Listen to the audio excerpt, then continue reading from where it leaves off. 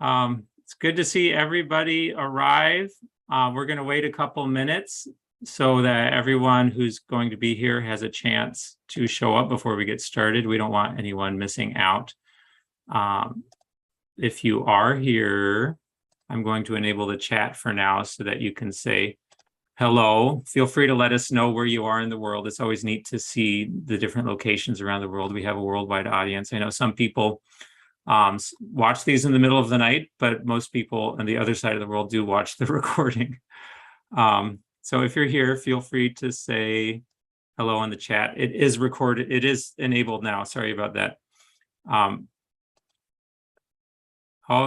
Chicago and Germany and Atlanta and Paris. Wow, it's really neat to see everyone here today.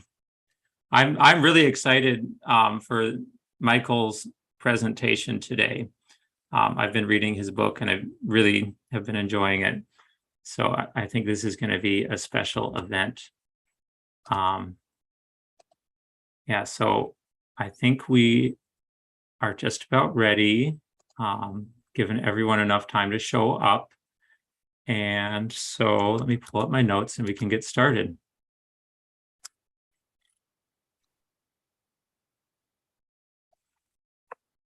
Hello, writers. This is Jacob Jans with the Writers Workshop at Authors Publish. Today, I'm pleased to introduce Michael Kleber-Diggs, who will be giving a talk on elevating your prose and poetry with poetic efficiency. He'll be sharing examples of efficient writing, strategies for writing with efficiency, and recommendations for editing your work toward more efficient and powerful poetry and prose. This is part of our lecture series where we present talks on the business of publishing and the craft of writing. Michael Kleber-Diggs is an award-winning poet and essayist. His book, Worldly Things, was the winner of the Max Ritvo Poetry Prize. Tracy K Smith wrote of his work, "I am captivated, consoled, and bowled over by these poems." Michael's book was reviewed widely, including in the New York Times. His poems have appeared in numerous literary journals and anthologies, including Poetry Daily and Hunger Mountain. His book, which I have right here, is truly wonderful, and I highly recommend that you buy a copy for yourself. I'm quite excited to learn from Michael today. So thank you, Michael, for being here and welcome. How are you? Yeah, I'm doing great. And hello from Red Wing, Minnesota. I usually live in St. Paul, but I'm joining you today from southern Minnesota. And I have to say, I'm just completely delighted to see all the people joining from all over the world in the chat. Yeah, it is really neat to see the worldwide audience that we have. So, Michael, if you're ready, you can go ahead and load your screen share. We'll be having a Q&A session at the end of his talk. Thank you. Thank you so much. So as Jacob shared, I'm Michael Kleber-Diggs. It's a real honor to be with all of you, truly. And I wanted to talk today about writing with poetic efficiency. So I'll talk a little bit about that as a concept and then leave time for us to share conversation with each other. I wanted to start with a James Baldwin quote. Let's see here. You want to write a sentence as clean as a bone. That is the goal. And this was the idea that kind of took me into my thinking about the conversation I wanted to have with all of you today. What is our goal? Michael, sorry to interrupt. A lot of people are saying that your sound is rather quiet. Okay. Do you have a way of adjusting that? I do. Okay, let's give that a try. It sounds perfect on my end, but it does seem like it needs to be adjusted. Sorry, everybody. Let's see.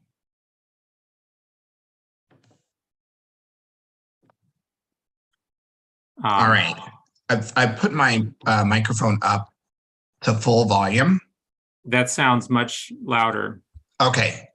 Yeah. All right. That's great. Thank you. Sorry, everybody. Now we can all hear clearly. Grateful for the note. I definitely want to make sure that people can hear me.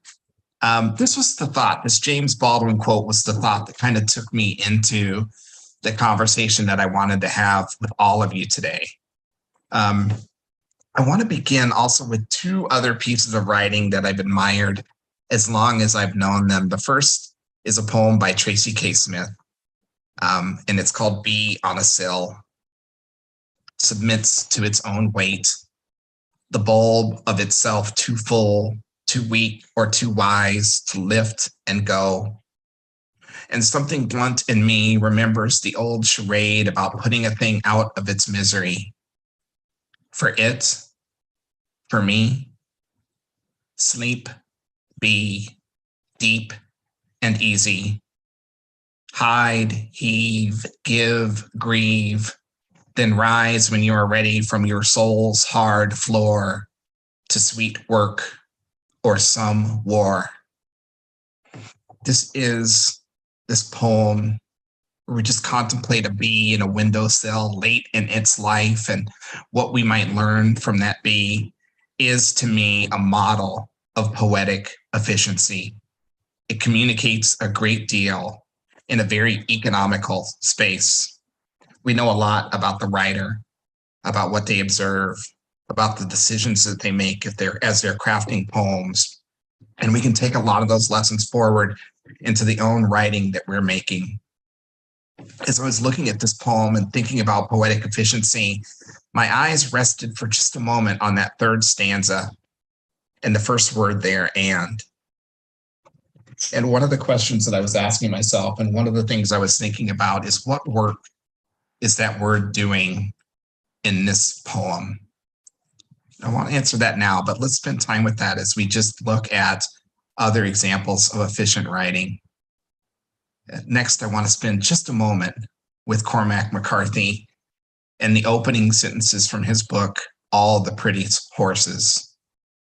The candle flame and the image of the candle flame caught in the pier glass, twisted and righted when he entered the hall, and again when he shut the door.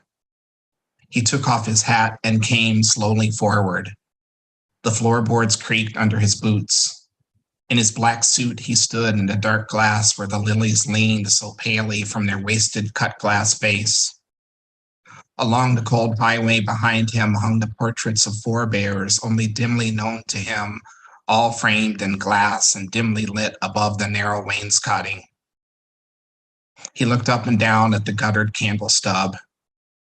He pressed his thumbprint in the warm wax pooled on the oak veneer. Lastly, he looked at the face so caved in and drawn among the folds of funeral cloth, the yellowed mustache, the eyelids paper thin. That was not sleeping. That was not sleeping. And here we encounter the unmistakable voice of Cormac McCarthy, who is opening a novel with a person who we don't yet know by name, who's confronting a corpse in a casket. And we think about how this scene is written and how it's painted and all the rich details in it and the repetition that he engages, while at the same time making extremely efficient use of language. And so as I was thinking about examples, I wanted to spend just a moment with two of the masters. We'll see some other writers along the way, but I wanted to come into our conversation thinking about efficiency in terms of word count, both at the smallest end, where no word is wasted, and at the under end, where rich details are added and voice is present, but the word count is generous. And when we think about efficient writing, I don't want us to think of writing that uses the fewest number of words possible. I want us to instead think of efficient writing as powerful writing. In that setting, every word should matter.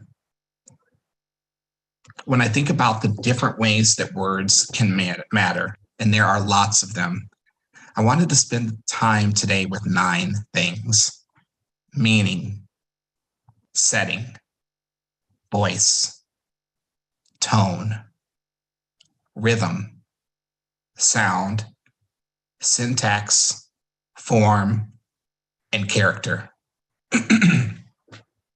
We'll walk through each one of these as part of the conversation today. And at the end, I know I'm going to share some other ways that words can matter in a piece. I don't want you to think that when I'm writing, there's this moment, especially when I'm editing, that I go word by word and ask myself, what is this word doing here? It's more that I look at a piece of writing and I look at a word that doesn't seem that it's doing much. And I ask myself, can I defend the presence of this word in this piece? Is it adding something essential? And if the answer to that is no, or more to the point, is it taking away? Is it detracting? Is it underscoring something that doesn't need to be underscored, or stating directly something that's better off implied? It's more that I identify those words that don't seem to be doing much, and I ask myself, why is this word present? But let's start with meaning. We want our writing to be concise, to be clear, to be specific, and also detailed. And those four things are really closely related, but they're functioning in different ways. We want our writing to connect with readers, and we want to make writing that's emotionally rich, that resonates in that way. And meaning is the primary vehicle in which we do all of these things. When our writing is concise, it tends to be clear. When it's specific, it tends not to be ambiguous. When it's detailed, it tends to help readers visualize, and in that visualization, it helps us connect. When we're bringing all the sensory details forward, and we're bringing also the emotions that we carry as writers to the readers, that's the place where all the rich things that writing can allow take place. I want to just have a quick note about detail, just to make sure that I'm clear. Language can be concise and detailed at the same time. And when I think of detail, I think of depth of information, what you notice as a writer, what you sense, what your sensory experience is of whatever scene or moment you're writing, what you remember. And this is the hardest part for me. I have a notoriously bad memory, but the details that we bring forward from our memory are an essential part of detailed writing. Early in the pandemic, I had the intentional exercise of writing down as many specific things as I could remember. How we used to wipe down cereal boxes, how there's a new piece in our kitchen where we hang our masks that's by the door that wasn't there before the pandemic. So that I can make sure later on, if I'm reflecting back on this time, to bring forward the smallest details that will allow me to give anyone a sense of what this time was like. But in addition to the small things, we also want to make sure to capture how we felt in that moment, and perhaps how we feel as we reflect back on it. We should share what we've learned by research, and also what we've learned from our experience. All of these things and many other things contribute to the detail in writing. And that kind of writing with detail will never be considered inefficient, because each thing that we add contributes to the conversation we hope to have. Sometimes words allow us to understand setting, and language is how writers establish setting. We can know something of a time in which a story is set based on how language is used. We can all understand that the way language works in Brooklyn is different than the way that it works in Baton Rouge, Louisiana. And language helps us make that kind of association. Characters, we can learn a lot about characters by how they speak. And the word choices that we make help us to establish character. Norms, cultural norms, community norms, all of those things are reflected in language. We should also think about figurative language, the way that words deviate from the expected order or conventions in meaning, how language can be used to complicate an idea, to add color and texture, to make it more clear, and sometimes to evoke ideas or new ways of thinking by way of comparison, simile and metaphor and allegory. I think about slang as a way to establish setting and also point of view. Who's writing? From where are they writing? How is who they are informed by what they say and do and notice?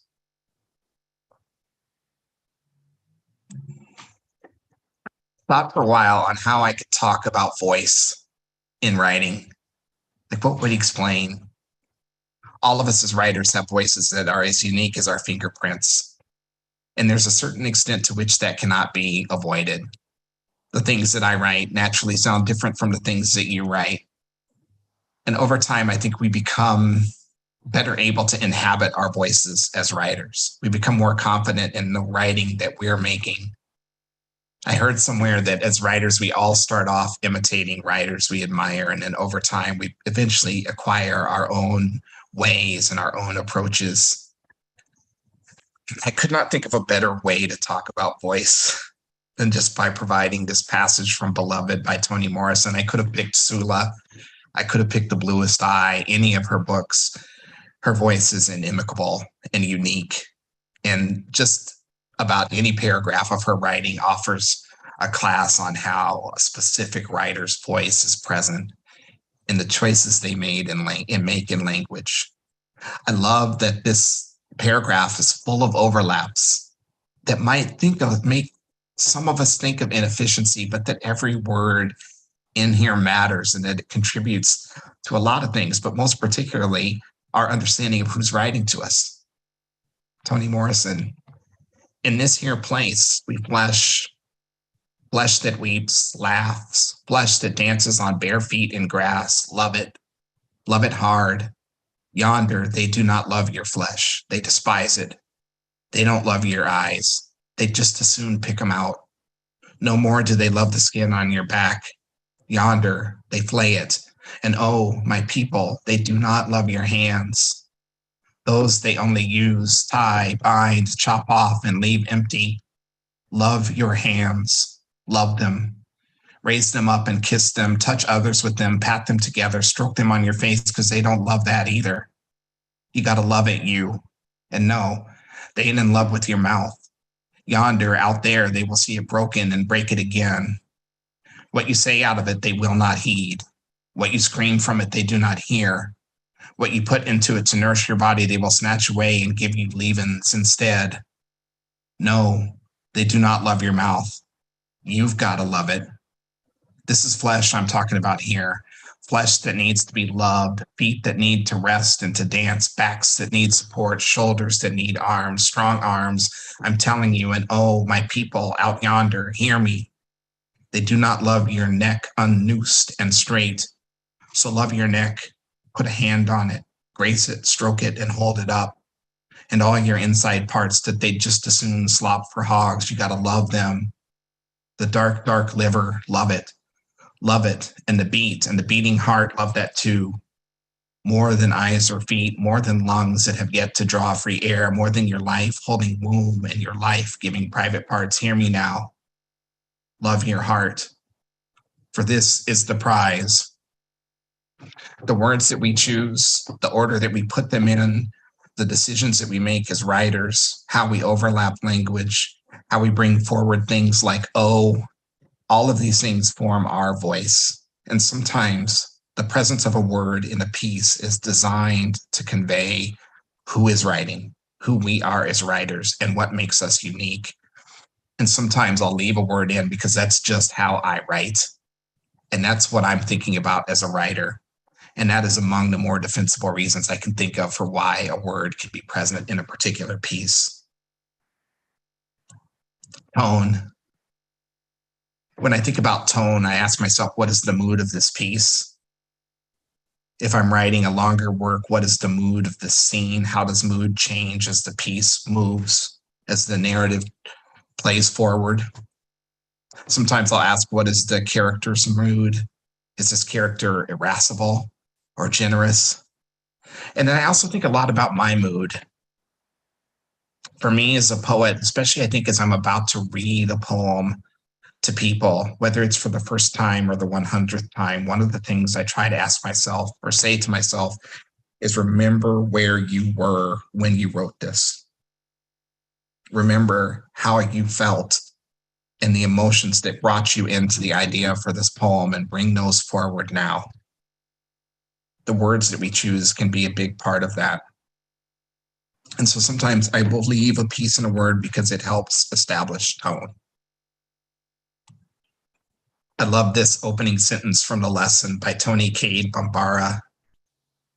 Back in the days when everyone was old or stupid or young and foolish and me and sugar were the only ones just right. This lady moved on our block with nappy hair and proper speech and no makeup. Here, language is informing tone. What's observed by the speaker is informing tone.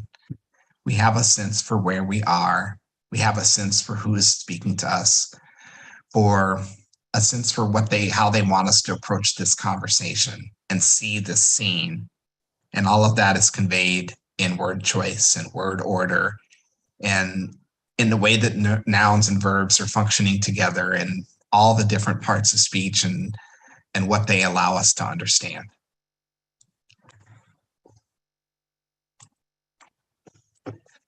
Rhythm and meter. I have this argument that in genre, in writing, the biggest distinctions are in what is amplified. In fiction, I think of narrative arc and character, dramatic tension. In nonfiction, sometimes I think of research or the conversations about fact and truth and how those connections affect what is conveyed in a written work.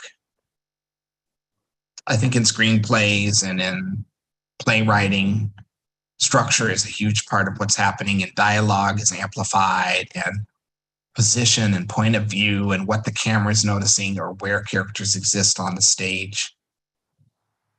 In poetry, we tend to amplify meter and sound. It's not to say that those things cannot be amplified in other forms of writing, because of course they are. You cannot convince me that Cormac McCarthy paragraph from All the Pretty Horses or that Toni Morrison paragraph from Beloved, you cannot convince me that those are not poems. They are. They're intentional in their meter and they're intentional in sounds, which we'll talk about next. But in my writing, sometimes I like to think about how cadence can really amplify the conversation that I hope to have with the reader. When I think back on that Tracy K Smith poem, Bee on a Sill, and that word and at the beginning of the third stanza, how you could probably take it out and the poem would continue on and work just as well on meaning, I end up determining that we need it for music, that it helps the poem sing and flow. And it also guides a transition in the way that we use articles and subjunctives and to drive conjunctives and disjunctives to drive transitions. But sometimes I'll add a word or take a word out or choose a different word, move from a 3-syllable word to a 2-syllable word as a way to advance the music in the writing, the way that it flows. And sometimes I'll think of word choice and I'll look at a word and I'll take it out and I'll read the sentence and it just does not sing in the same way. Or I'll read a sentence and it's a little too truncated or too brisk, and I'll want to add a bit more music to it. So as I think about word choice, as I think about efficiency, I make sure to accommodate and to allow space for music. And it's the same with sound. Writing that is alliterative or assonant, that engages consonants and plays in homonyms and antonyms and other ways, that writing is rich. And we add energy and enthusiasm to the writing that we make when we repeat sounds and make patterns in sounds. Readers sometimes will notice them, but sometimes not. But text that sings in that way is more memorable, it's stickier, and it just works more effectively. So as poets, we think a lot about sound and the different ways that we can amplify sound in the writing that we make. Incidentally, I have to take one pause here to say the number one thing that distinguishes poetry from all other forms of writing is the poetic line and decisions on where the line ends. But that's not our topic for today. I want to amplify sound and meter and just acknowledge that sometimes we make the choices we make as writers because it sounds. We want to drive into sound. I want to share very quickly a Hugh Min Nguyen poem that I love. And Hugh is a poet who I admire a great deal. There's this moment toward the end where a word is not doing what I think it's going to do. And I'm so energized by it. I remember the first time I read it, I gasped. So let's look at The Changeling by Hugh Min Nguyen. Standing in front of a mirror, my mother tells me she is ugly, says the medication is making her fat. I laugh and walk her back to bed. My mother tells me she is ugly in the same voice she used to say no woman could love you. And I watch her pull at her body, and it is mine. My heavy breast, my disappointing shape. She asks for a bowl of plain broth, and it becomes the cup of vinegar she would pour down my throat. Every day after school, I would kneel before her. I would remove my clothes and ask her to mark the progress. It's important that I mention I truly wanted to be beautiful for her. In my dreams, I am thin, and if not thin, something better. I tell my mother she is beautiful, and she laughs. The room fills with flies. They gather in the shape of a small boy. They lead her back to the mirror, but my reflection is still there. So this is obviously a conversation between a mother and her son, in this case, Hugh and his mother. And when I get to that second to last line, I'm somehow expecting flies will be lies. And when it shifts to flies instead, I'm just full of energy there. The conversation is so focused on truth and family mythology and things along those lines, but that shift allows something really energizing to happen. It's obviously intentional. And in poetry and other forms of writing, the word choices we make allow for surprise, but they also allow us to play with language. And that play, that's the sounds we make, the cadences that we lean into, the patterns that we create, are a big part of what we do as writers. So keep sound in mind as you consider your writing and what can make it efficient and how you can really promote a lot of things, not just with one word, but with one letter. Syntax is a big one for me.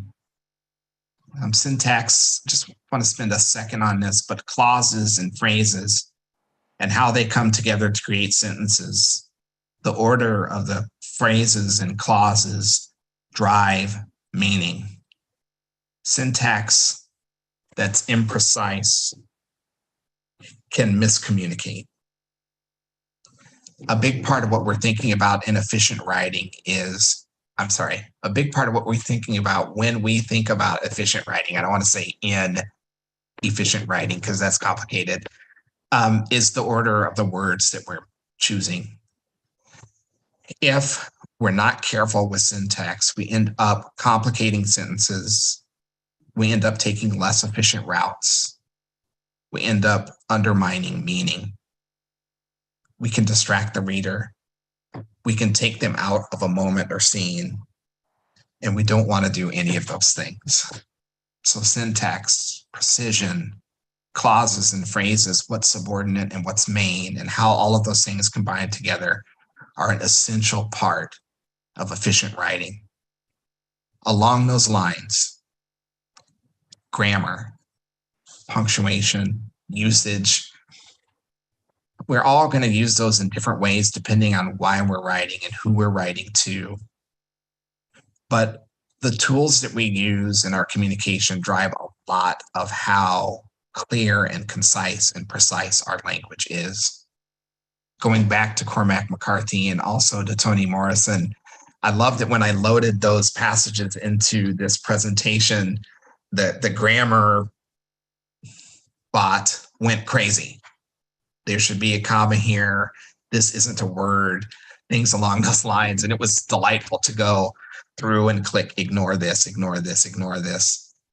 Syntax is a lot of things, and how writers use that shapes so many things, conversations with readers, but also their voice. But I wanted to take just a moment to urge all of us as writers to think about the tools that we use in our writing and the importance of grammar and punctuation and understanding those rules well so that we can break them with purpose and intention.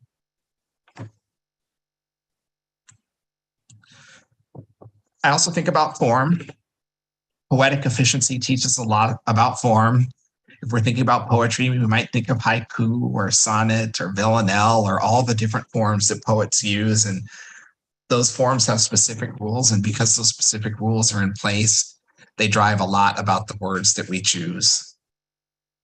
Form also and other genres might inform whether we're writing a comedy or a tragedy. And efficiency in comedy works differently than efficiency in tragedy. So the form that we're in, the writing that we're making, all of those things matter a lot to word choice and to how we think about efficient writing. In screenplays and in plays, there's a lot of stage direction. There's a lot of camera point of view, and those passages need to be efficient. We want those to be distracting. We want to be instructive, but not overly instructive. And so writers in those forms, in those genres, use words and make choices about words very differently than in other places. All to say, based on what you're doing, the choices of the words that you're using will be different. And sometimes you can justify the existence of an approach based on what it is you're trying to accomplish. Comedic timing or leaning into tragedy, stage direction, or otherwise. I think about character. Who's speaking? Who's talking to me? What can I know about them based on how they talk? And that's a lot of things, of course. Sometimes it's age, where they're from, what communities they're a part of, what job they have. Maybe they'll deploy technical language or lean into the clipped cadences that we often see in old-timey detective novels.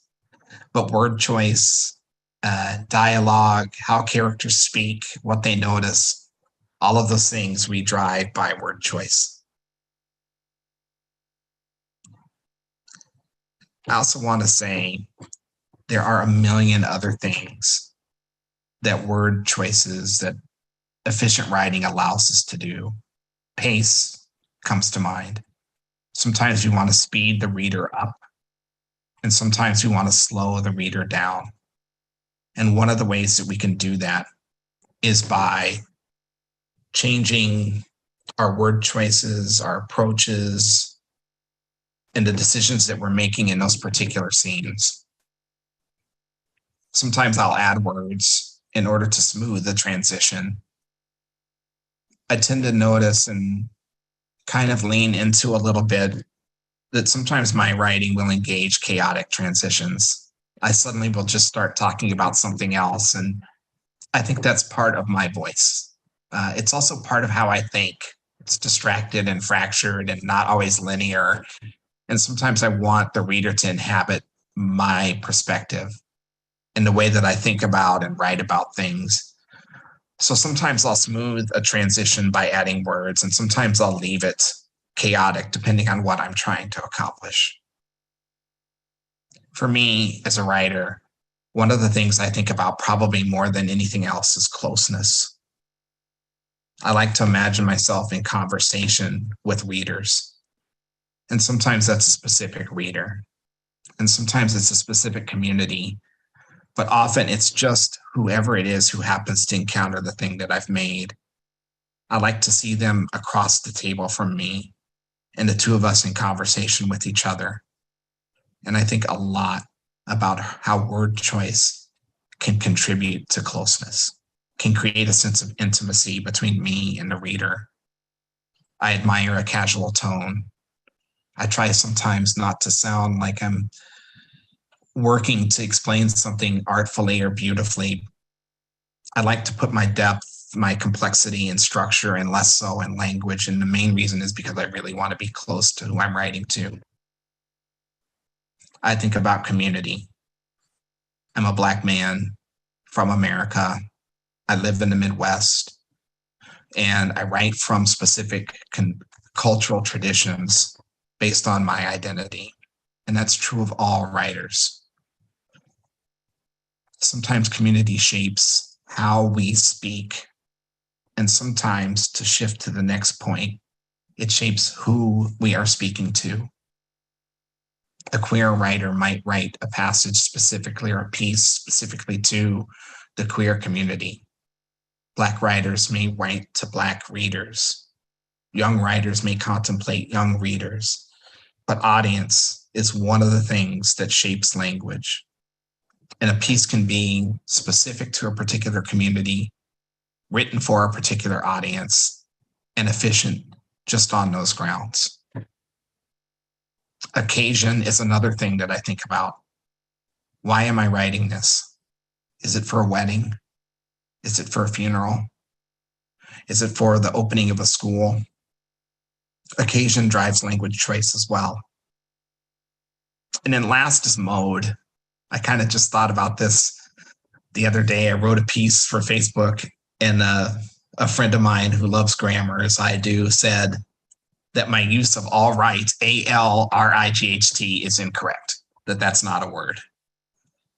And I looked it up and looked into the conversations about it, and it's commonly found in casual communications, and it dates back to 1880.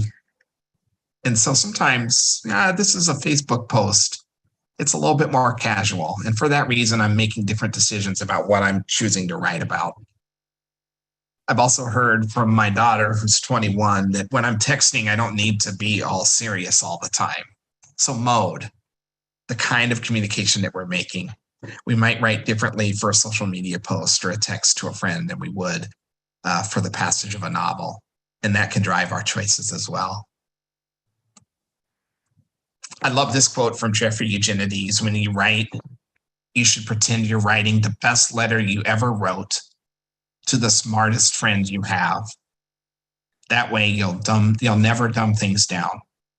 You won't have to explain things that don't need explaining. And this, to me, is really close to the heart of it.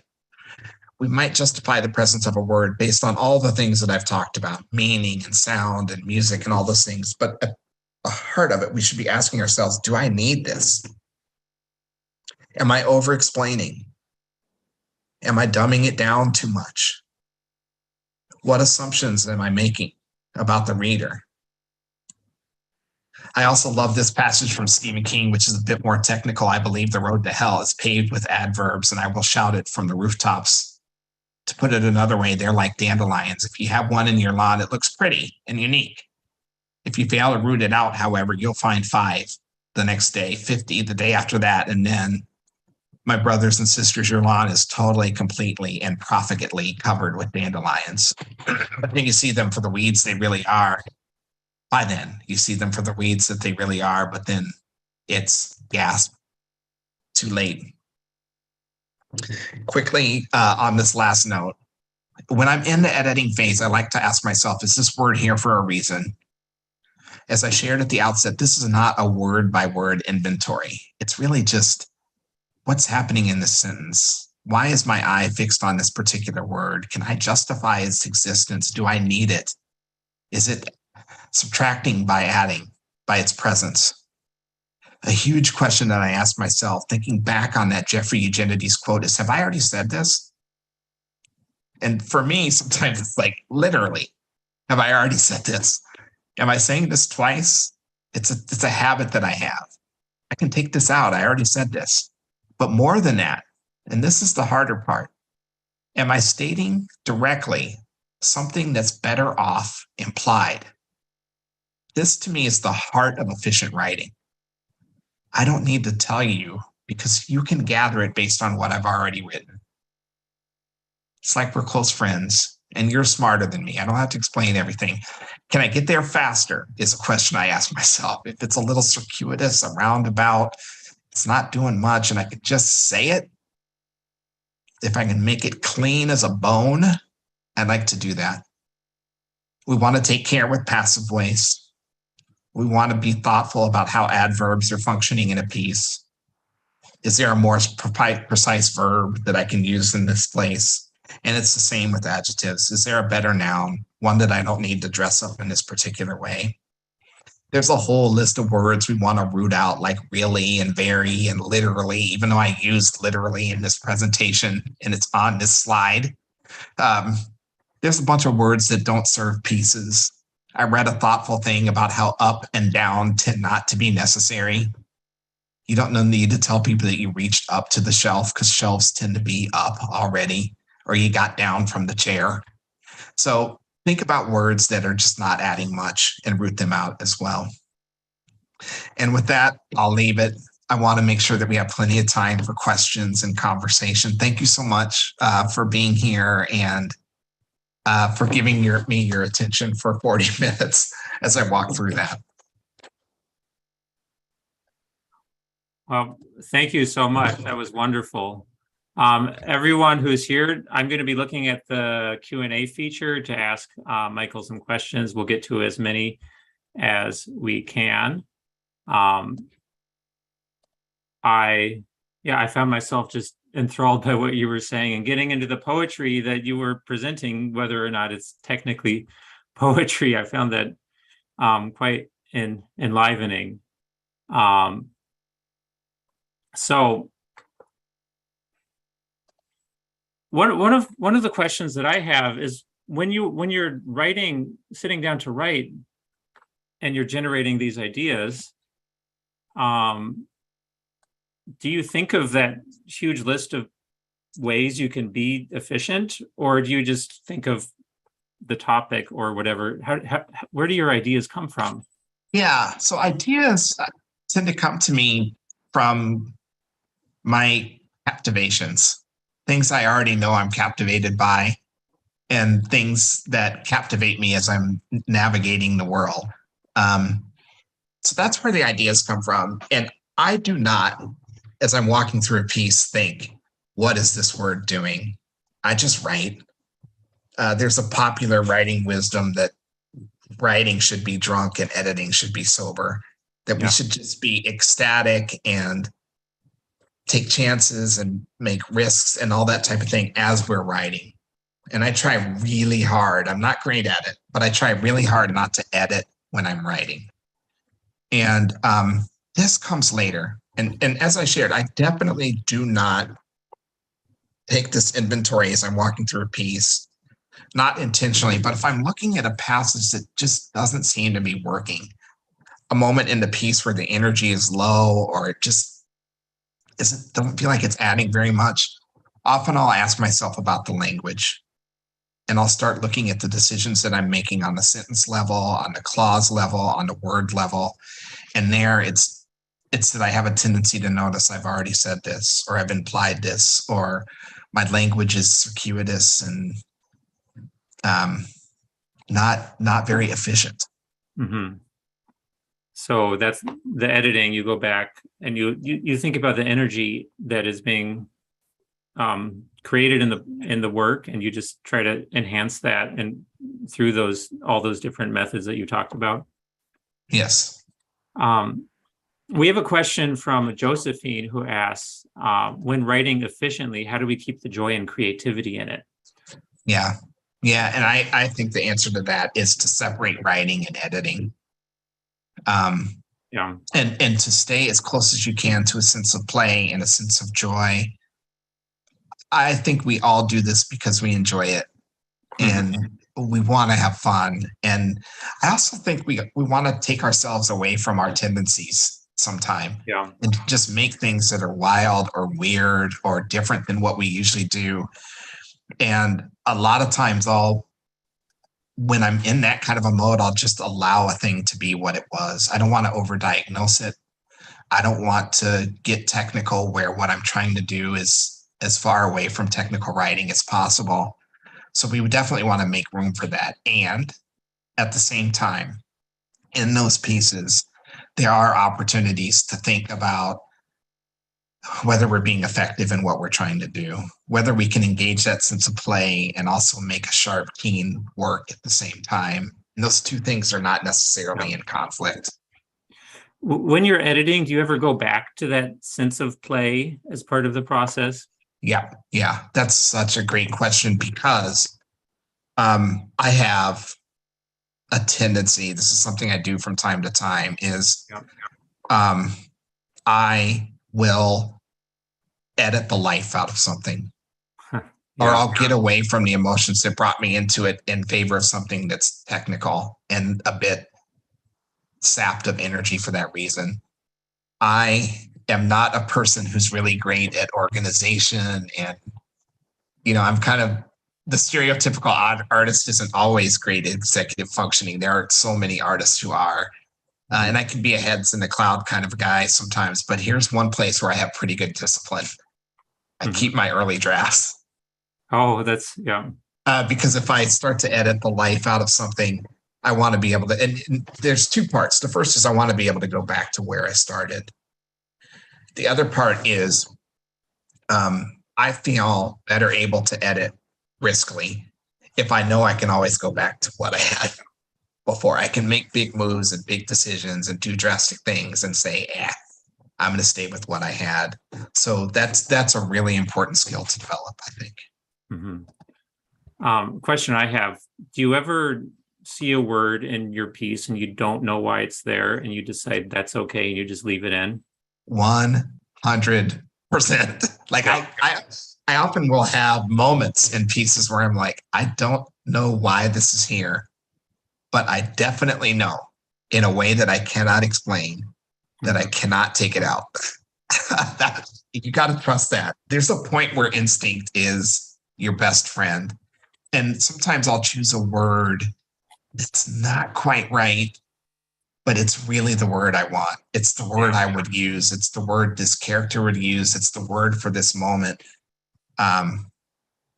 Anything along those lines. But yeah, I do that all the time and want to be able to continue to do that and trust it. We have a question from Randall about the benefits of concise clarity, but what about purposeful ambiguity? He has he remembers a Shakespeare sonnet from his early teens with brilliant ambiguity in it. Do you have thoughts on that? Yep. I have to support that and endorse it. We don't want to be ambiguous when we mean to be clear, but sometimes we don't want to be clear. And sometimes what we're writing about cannot be expressed clearly. Some things about life are ambiguous or uncertain or abstract. And we definitely want to lean into that. I love to be confounded in the things that I read, and even more so in the things that I write. And that's a really great clarification. I'm grateful for that question because there are times when we really want to be ambiguous and to recognize that what we're writing about is not amenable to clarity.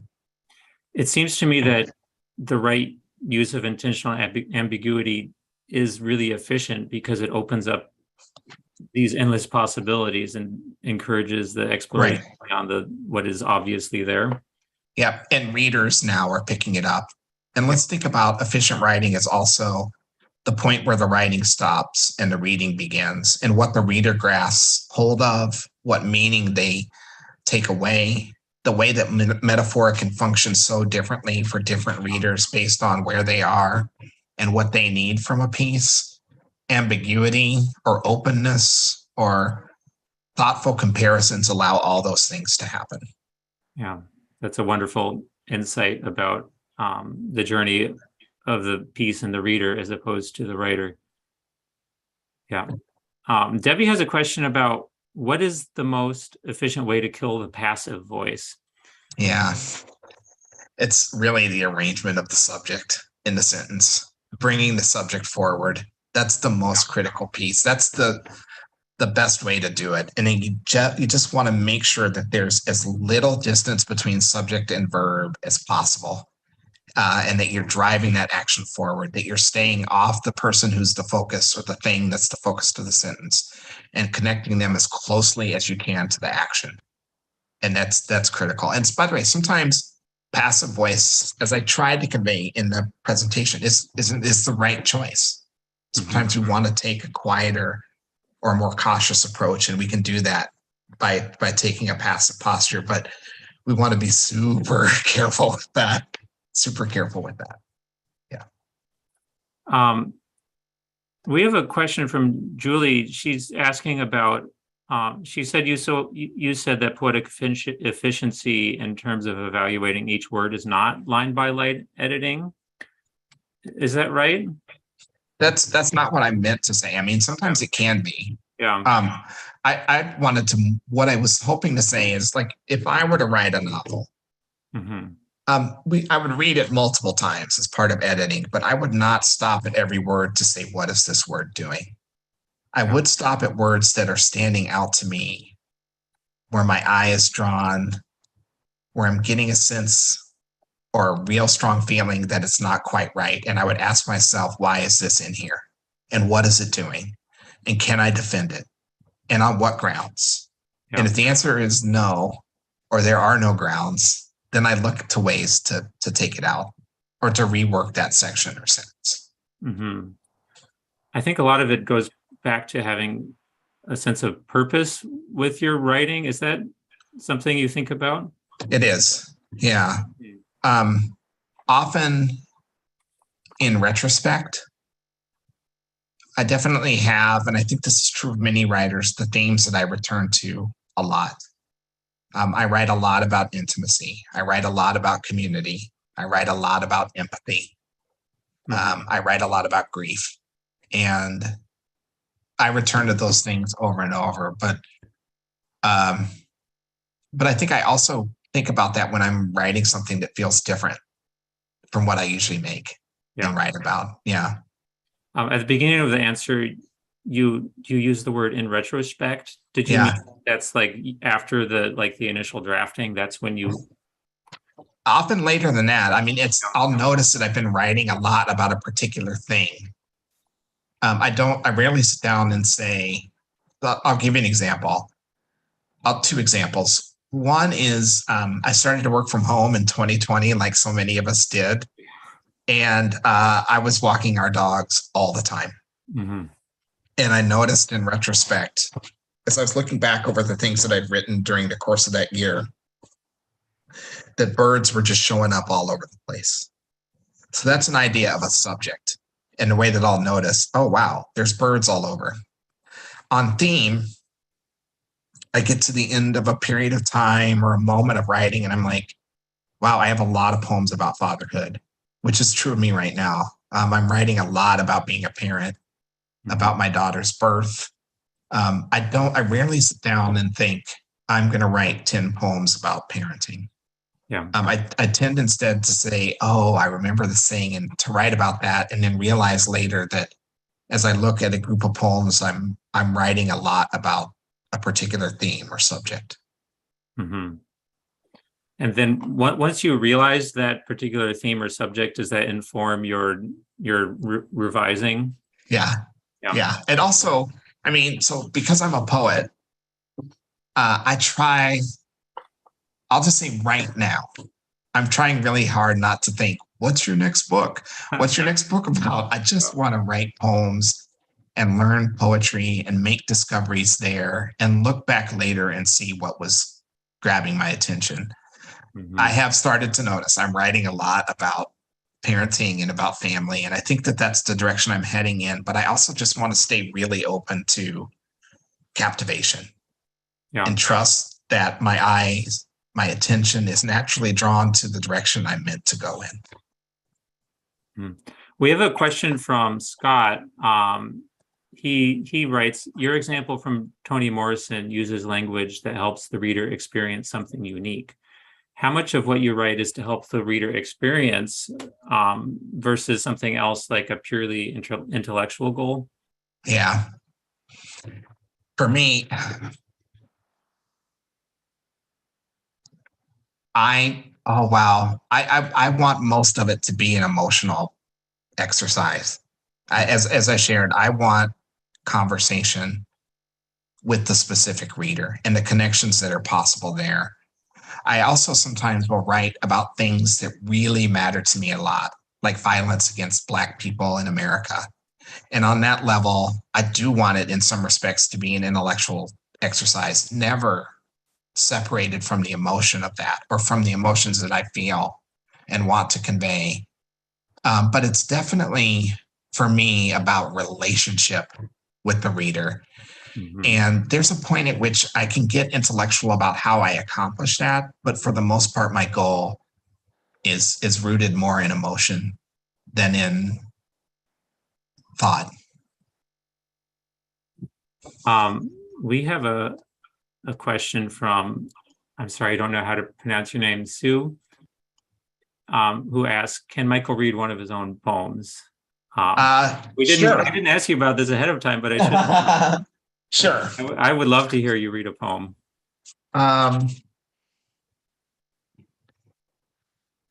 Yeah, no, it's my pleasure.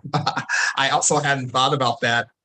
I'll read Coniferous Fathers, and this will probably bring us to the time. Coniferous Fathers.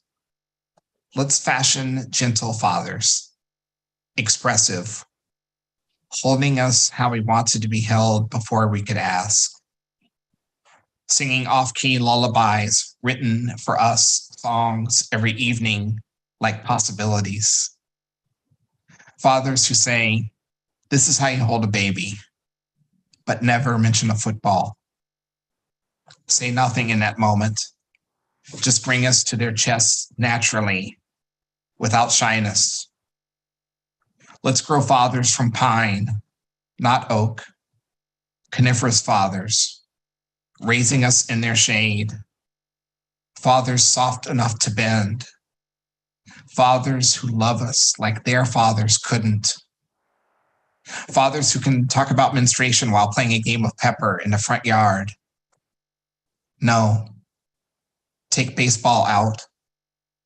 Let's discover a new sort. Fathers as varied and vast as a superior forest. Let's kill off sternness and play down wisdom. Give us fathers of laughter and fathers who cry. Fathers who say, check this out. I'm scared. I'm sorry. Or I don't know. Give us fathers strong enough to admit they want to be near us. They've always wanted to be near us. Give us fathers desperate for something different, not Johnny Appleseed, not even Atticus Finch. No more Rolling Stones.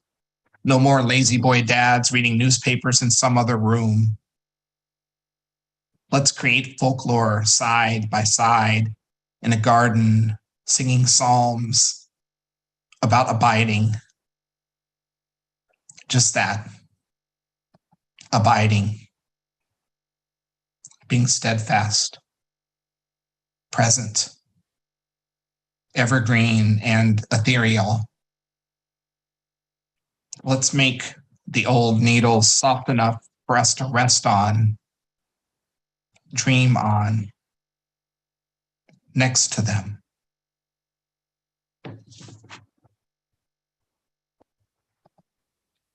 A wonderful poem. As I was recently rereading your book, that poem particularly stood out to me as a father, and it's such an important topic. I think what it means to be a father, and something we should be sharing and thinking about more in our society.